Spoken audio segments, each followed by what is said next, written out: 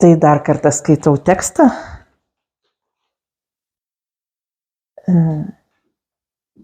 Evangelija pagal Matą. Išgirdęs, kad Jonas suimtas, Jėzus pasitraukė į Galilėją. Jis paliko Nazaretą ir apsistojo Kafarnaume prie ežero, kur susieina Zabulono ir Neftalio sritis. Išsipildė pranašo Izaijo žodžiai: Zabulono žemė ir Neftalio žemė, paežerės juosta, žemė už Jordano, pagonių Galilėja. Tamsybėje tūnanti tauta išvydo skaisčią šviesą, gyvenantiems ūksmingoje mirties šalyje užtekėjo šviesybė. Nuo to meto Jėzus ėmė skelbti: atsiverskite, nes prisertino dangaus karalystė. Tai Jėzus ką tik sugrįžta iš dykumos, kažkur yra, kažkas vyksta, nežinom koks tarpas yra, bet raktinis momentas, kada Jėzus pakeičia savo veiklą, būtent yra, kad Jono suėmimas.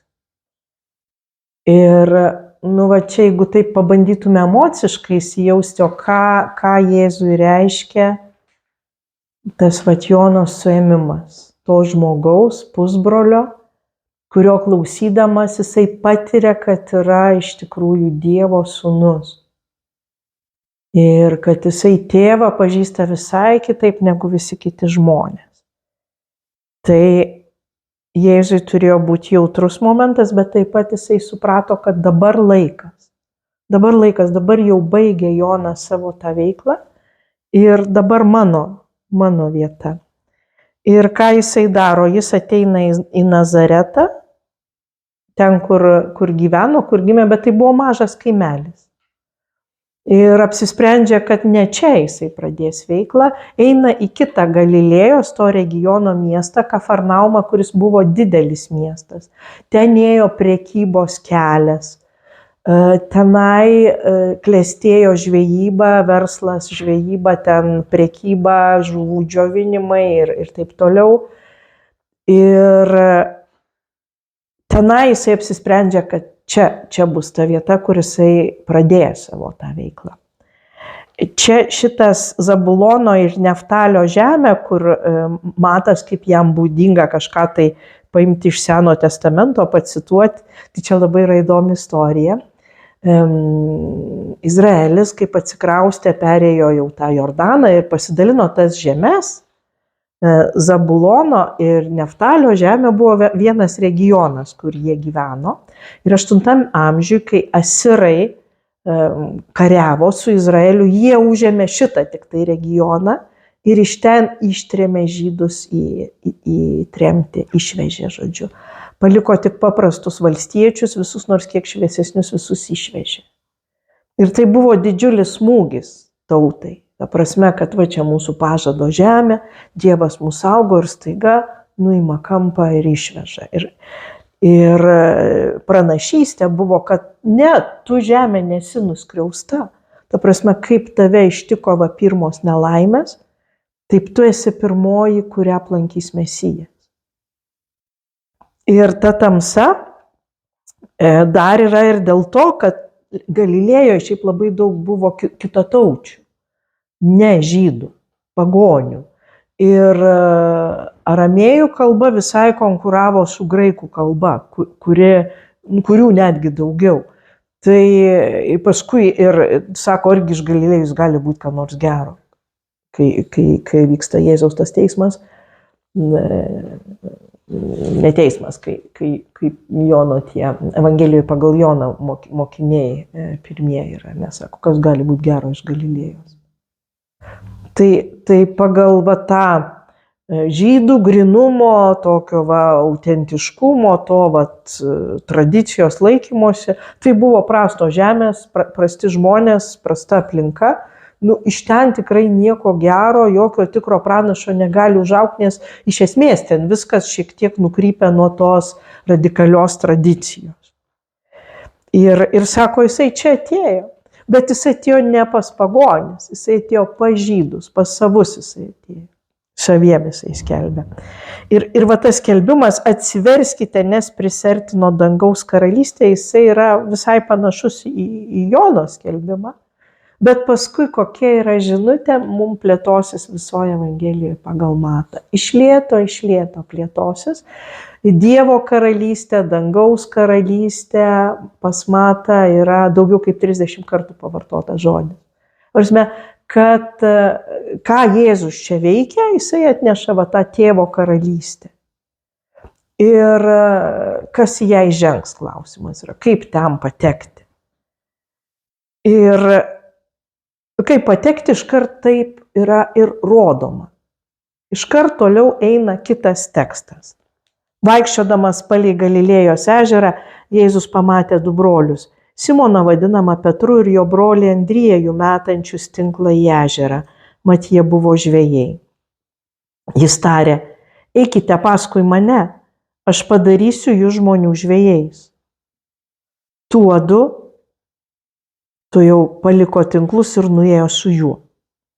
Paėjęs toliau Jėzus pamatė kitus du brolius, Zebediejaus sūnų Jokūbą ir jo brolį Joną. Jiedu su savo tėvu Zebediejumi valtyje taisė tinklus.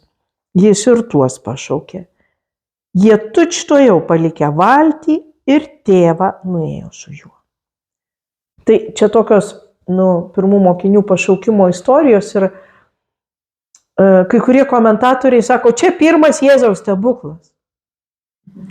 Ta prasme, kad va taip jie paliko. Iš tikrųjų, mes nežinom priešistorės. Mes nežinom, kiek kartų ten Jėzus jau buvo praėjęs, kažką pašnekėjęs, kažkokius ryšius užmezgęs, ar ne. Mums Evangelija labai dažnai nepateikia, iš kur sužinojo, kas pasakė, kodėl atėjo, kur nuėjo, kas buvo, kas iš to. Ir kadangi nežinom tos priešistorės, tai taip atrodo, ateina, taip pro duris sako, sek paskui mane, Jurita viską trenkė ir išeina su tuo žmogum, sako, pašaukė, valia, neįsiu ryti tą vaikų darželį, ar kur ten darbas, tegu tie namai, mokesčių nemokėsiu, išeinu, išvarau kažkur, tai nežinia, ar ne, yra toks jausmas ir jį tokį būtent Evangelija ir nori sukelti, tą radikalumą. Ir suprantat, jeigu mes gyventumėm kaime, kur parėmėm tas duris užšluotą ir mūsų ten tas namų ūkis, tai mums būtų daug paprasčiau įsivaizduoti, kad kažkas vyksta, kažkas išėjo, aš dirbau, nebedirbu, žinai. Paprasčiau būtų. Miesto mums jau toj sąmoniai tai iš vis neįma, o tai mano darbas, o tai mano karjera, o tai mano kažkas, tai ar ne. Tai iš tikrųjų žvejai tai jau yra pakankamai vidurinio sluoksnio žmonės, nes jie, galėtume sakyti, šiandien turi savo įmonę. Jie turi savo valtį ir turi savo tinklus ir tai yra labai daug. Tai prasme, tai būtų kaip, koks nors, nežinau, meistras, kuris turi savo įrankius, savo aparatūrą ir moka gerai atlikti amatą. Tai nėra kažkoks pagalbinis darbininkas. Ir vis tiek mums vaizduotė kažkaip ragina, o kas tas buvo per susitikimas, ir ne, kad ta širdis taip užsidegė, kad jie padarė tokį žingsnį. Ir aš manau, kad jeigu mes žvelgsim per visą istoriją, mes turėjom tokių užsidegimų kelionėje su Jėzumi, buvom padegti ne kartą ir iš tikrųjų buvom pasiruošę viską palikti ir eiti. Arba jau esam susiruošę, susidėję ir sakom, tu tik uždek man tą širdį ir aš jau, ne? Tai iš tikrųjų yra tikras pasakymas ir daugelis krikščionių, kurie keičia radikaliai gyvenimą, kur pas juos pagrindinė gyvenimo dalis atsiranda tarnavimas kitiem broliam ir sesėm, jie būna išgyvenę tokį kažkokį tai pašaukimą, patyrimą. Tai čia labai įdomus dalykas dar tas, kad anuomet nebuvo įprasta, kad mokytojas mokinius renkasi. Mokiniai ateidavo, išsirinkdavo mokytoją, atvaikščiodavo, būdavo ten, gyvendavo, kažką darydavo, baigdavo tą savo buvimą kartu, ir viskas, jie tapdavo mokytojais irgi kažkokiais, ar ne, kaip sakykime, apaštalas Paulius sako, aš baigiau mokslus prie rabino mokytojo Gamalielio kojų. Ta prasme, kad aš atėjau, įsirinkau Gamalielių, jisai mane išmokino, kaip suprasti tą Senąjį testamentą, raštus, kaip būti gerų farizijam ir aš tapau mokytoju. O čia dabar viskas atvirkščiai. Jie net nesiruošia būti, eiti tų rašto, ta prasme, jų labai aiškus pasirinkimas buvo. Jie pasirinko normalią profesiją, kuri buvo, gera, gana gera. Būtent Kafarnaume. Ir jų toks buvo pasirinkimas. Ir štai ateina Jėzus ir sako, stop, bus dabar kitaip. Eikit su manim. Tai šitie 4, tai jie būtų kaip ir visai nebloga komanda, nes jie buvo iš vienos aplinkos, jie buvo pažįstami, jie buvo bičiuliai. Bet to buvo brolis ir brolis. Bet žinokit, kai paskui visus kitus išsirinko, tai visiška katastrofa. Visokiausių keistuolių, su visokiausiais įsitikinimais, visokiausiom profesijom. Ir va mus, kiek čia mūsų esam, ar ne, 8, 9, sudėktų dabar į jautiką ir sakyk, jūs dabar mėnesį važiuosit, ar ne? Ir prasidėtų, man sustokit į tualetą reikia, stop, aš į kalnus noriu, mes būtinai turim visus muziejus aplankyti, net ne kažkokiam darbui, bet kelioniai, kai sudeda žmonės, Nijolė sakytų, baikit čia gana, aš miegoti jau, čia jau jūs kiek. Tai, žodžiu, tai tas toksai artimas buvimas paskui ir buvo ta mokykla 24 valandas per dieną. Nes viskas yra labai smagu, kai mes einam į darbą, mes užsidedam tą savo kaukę, personažą, darbuotojo, kokio iš mūsų tikisi, kokį mes ten įgyja vaidmenį, ateinam, atidirbam, nusiemam šitą vaidmenį, užsidedam kitą vaidmenį, mama. Ir tada būnam kitam vaidmenį, mama, ir jeigu yra mažas vaikas, jam visai neįdomu, kad mes jau atidirbom 8 valandas, kad mums darbe nepasisekė, kad su mumis gal kažkas tai nesiskaitė, arba gal iš tikrųjų esu pavargus dukrai arba sūnui, tu esi mama ir jam reikia padėti paruošti pamokas, sudėti į mokyklą priešpečius.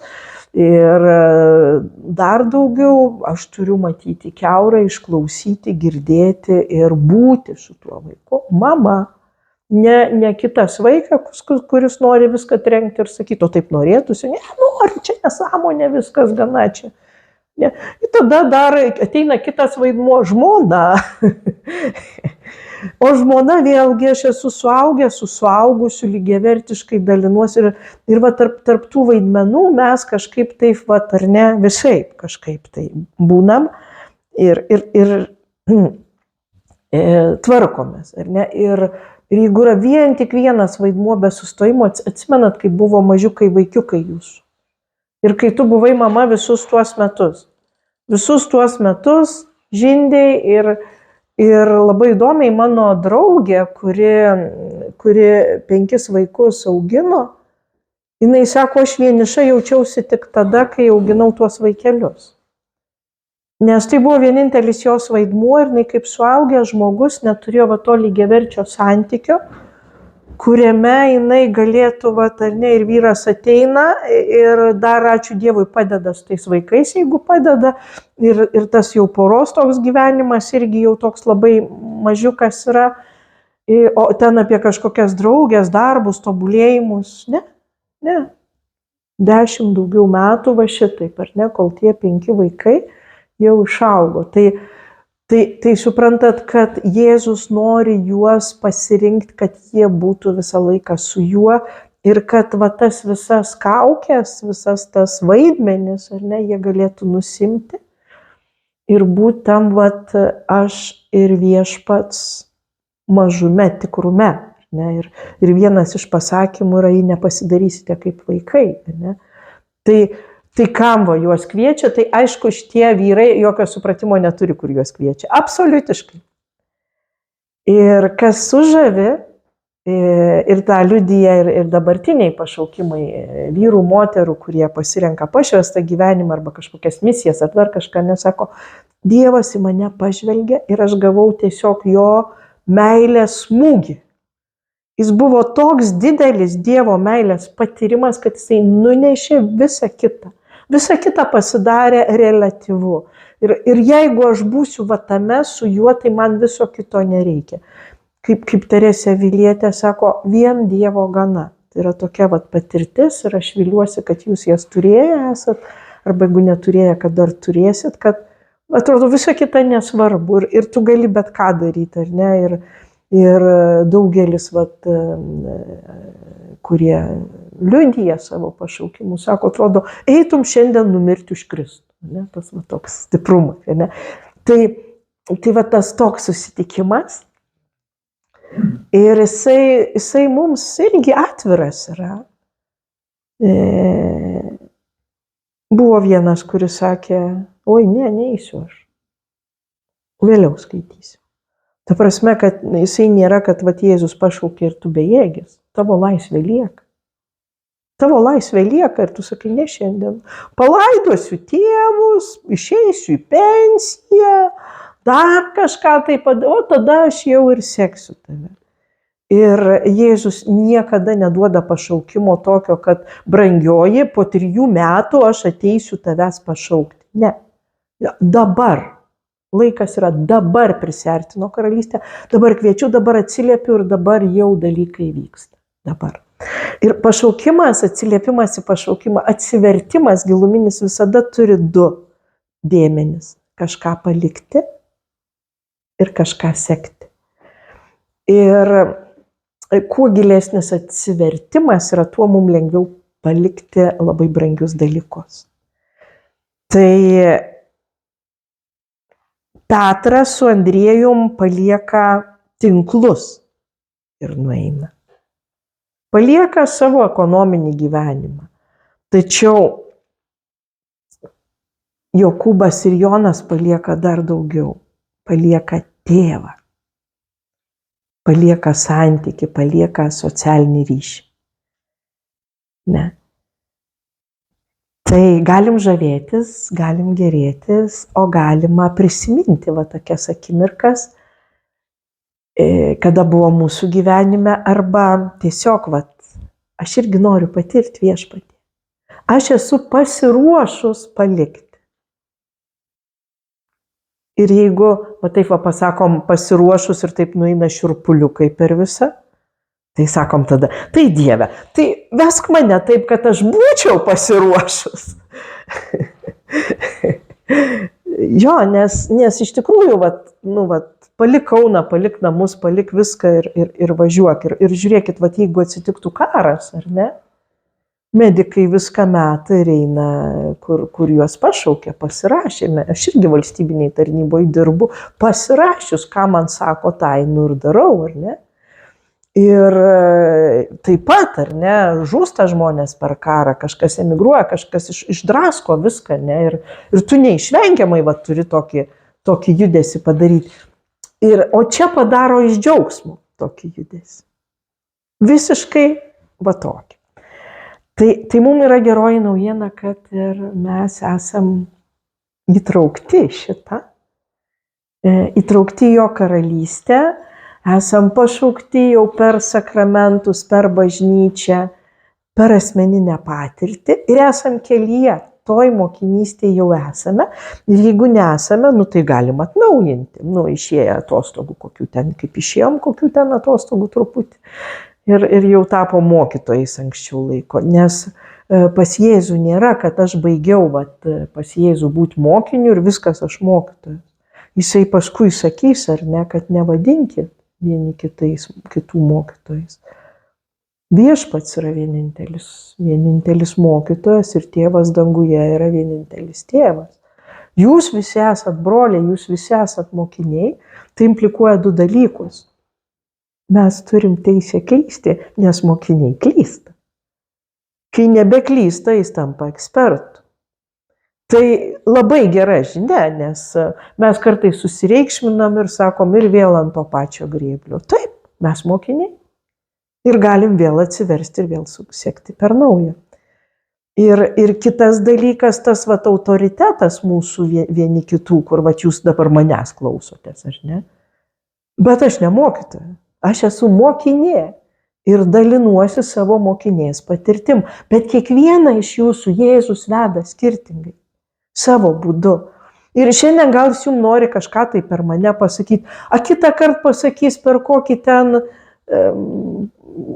kenčiantį nuo benamystės žmogų ateis ir pasakys jums kažką. Tai, ne, vat. Per ką norės, per tą pašnekės. Kitą kartą įsijungsi televiziją, kalbės ministrė pirmininkė ir per ją pakalbės.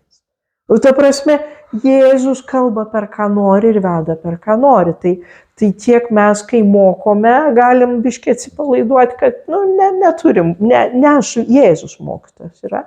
Ir kai klystu. Vat šitas yra mokinystės dar be to, kad Viešpats žada būti mokytoju visą laiką. Ir paskutinis gabalėlis, vaikščiodamas palei Galilėjos ežerą, toliau. Jėzus vaikščiojo po visą Galilėją, mokydamas sinagogose, skelbdamas karalystės evangeliją ir gydydamas žmonėse visokias ligas bei negalės. Net visoje Sirijoje pasklido apie jį garsas. Žmonės nešdavo pas jį visus sergančius, įvairiausių ligų bei kentėjimų suimtus, demonų apsėstus, nakvišas bei paralyžiuotus, o jis išgydydavo juos. Paskui jį sekė ištisi pulkai žmonių iš Galilėjos, Dekapolio, Jeruzalės, Judėjos ir už Jordanės. Tai ką šitas gabaliukas sako? Sako, šito skyrelio pabaiga. Ta prasme, va tokie rezultatai buvo. Čia neplėtoja, paskui visą tai plėtos, kai buvo. Čia sako, va atėjom iki šitos vietos, šita literatūriniam, šitam pasirinkta mato literatūriniam žanre užsidaro šitą sekciją, prasideda kita sekcija Jėzaus kalbų, kur Jėzus nieko nedaro, tik šneka, jisai atšneka, tada vėl yra veiksmas, tada vėl yra kalbos, tada vėl yra veiksmas ir vėl yra kalbos. Šitaip yra sudaryta Evangelija ir gerai tą turėti galvoj. Nes jeigu mes išplėstume šitas visas eilutes, tai gautųsi dar viena knyga, kaip jis ten kiekvieną gydė, kaip ten kiekvienas atėjo ir paskui bus išplėsta kitose skyriuose, kaip tai vyko. Kas čia mus džiugina ir mokinius, kas džiugina ar ne, kad jie neprašovė. Kad jie neprašovė, kad mokytojo žodis turi galią. Kad jisai viską keičia. Ir jei aš turiu nors lašelį tikėjimo, jisai mane keičia ir vėl keičia ir augina ir gydo ir moko ir provokuoja. Ir taip vyksta. Man labai patinka, kad neša tuos visus negalių, lygų, apsėstų, visus tuos žmonės ir juos išgydo. Aš ilgą laiką galvoju, čia toks pasakymas. Nei čia jis gydė, nei čia ką, čia tipo, kaip aš ateinu, pavyzdžiui, susinervavus, pasimeldžiu, nervai praeina, aš atleidžiu, tai jis mane išgydė, tai čia maždaug, ar ne, jeigu tenai aklas tai nemato tiesos, tai reiškia atvėrė protą, pamatė. Jeigu ten nebylys, tai nemoka Dievo šlovinti, ar ne? Taip, aš labai daug metų taip interpretavau, kol supratau, kad Jėzus iš tikrųjų fiziškai gydė. Ir tą prasme turi, kurią aš žinau, bet ir iš tikrųjų išgydo. Ir nėra nei vienos vietos, kur pas Jėzų būtų atneštas, atvestas, ar pats atėjęs ligonis, jisai pagydytų ir sakytų, nesigauna. Ne, tavęs... Tau Dievo skirta sirgti ir mirti. Nei vienam to nesako.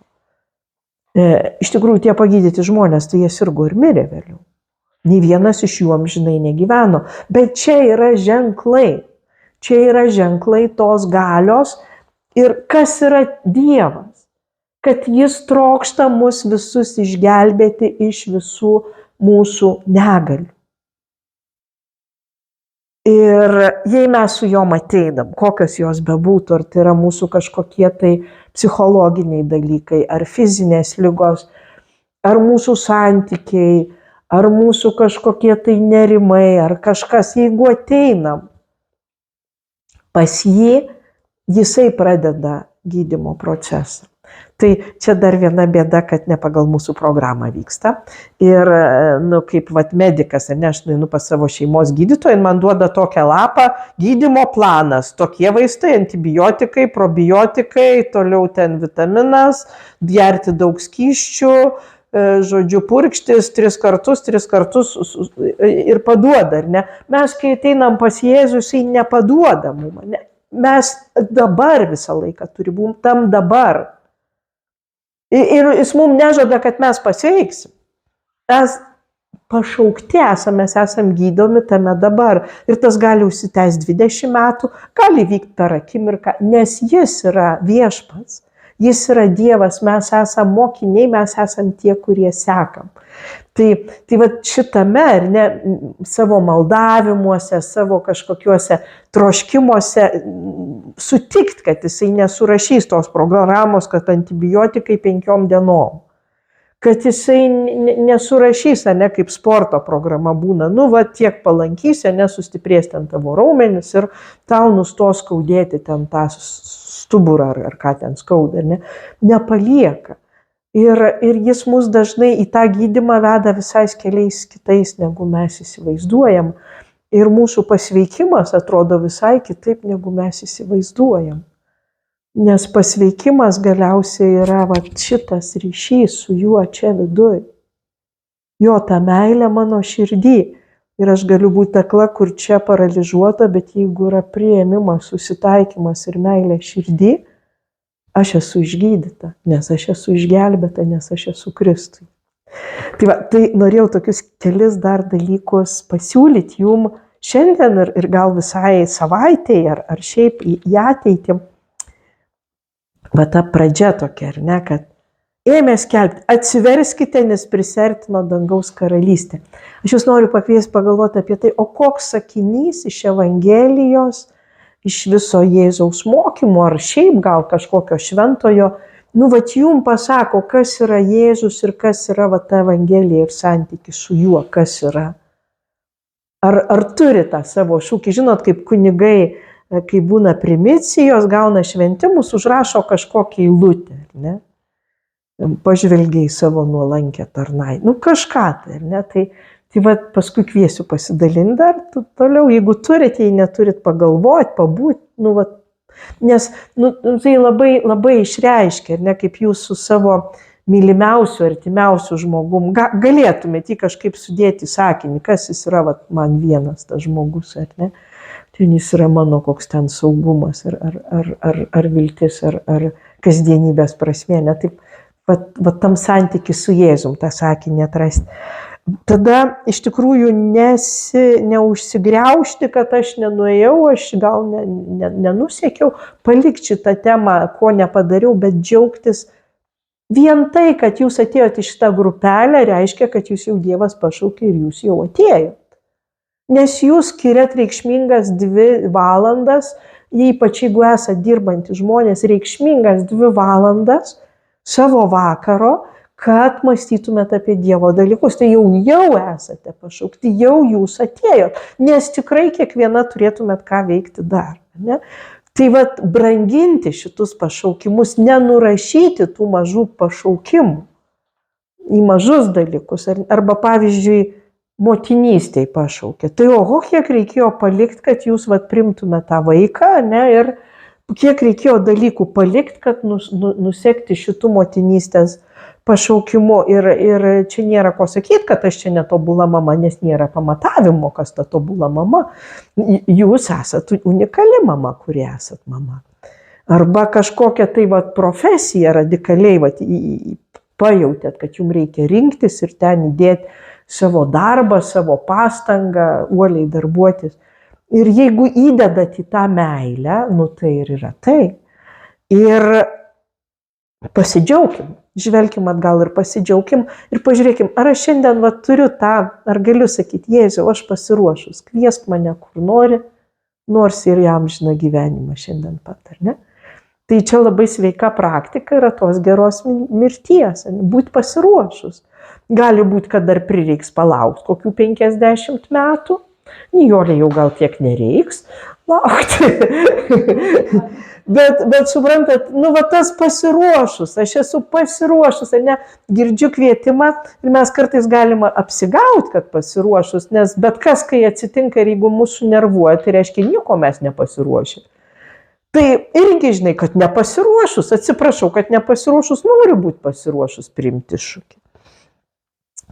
Jo, apie pašaukimus ir apie tą gydymą, ar ne, kad Jėzaus fantazija, kas aš sveika, nes sveikas ir išgelbėtas yra tas pats žodis, anom kalbom.